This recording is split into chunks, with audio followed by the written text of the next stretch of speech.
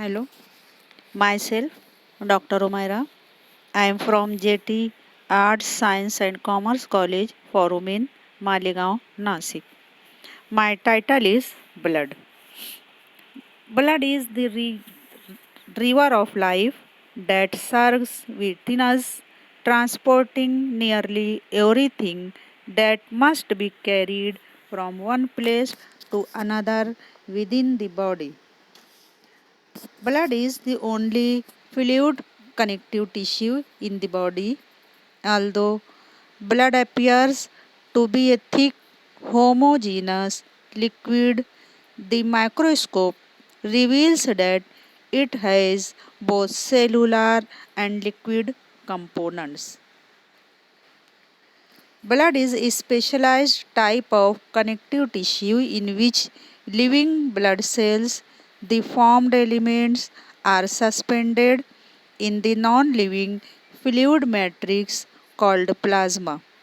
The collagen and elastic fibers of other connective tissues are absent from blood, but dissolved fibrous proteins become visible as fibrin strands when blood clotting occurs.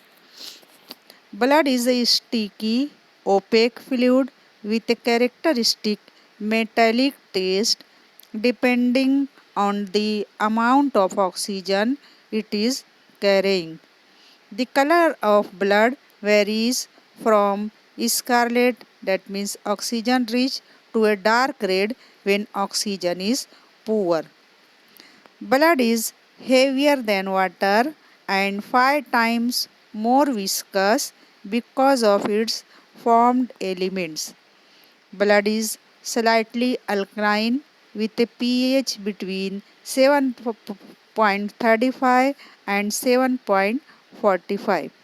Its temperature is 38 degree centigrade or 100.4 degree Fahrenheit is always higher than body temperature. In a normal man, it accounts about 8% of the body weight. Its average volume in healthy adult male is 5 to 6 liters, somewhat greater than in healthy female, in which 4 to 5 liters.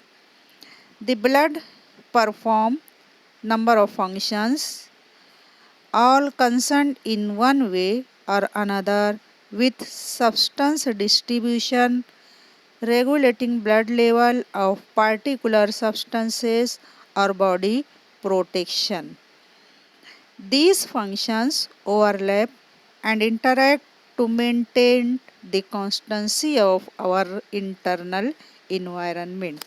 In such a way, the blood is helpful for maintaining our temperature, pH, and responsible for convey the useful substances from respiratory organ to the alimentary canal to the target organ and tissue and carry harmful substances from tissues to the respiratory organ and excretory organ, that means lungs and the kidney.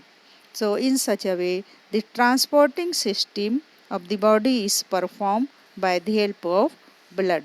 So now I conclude my topic. Thank you very much.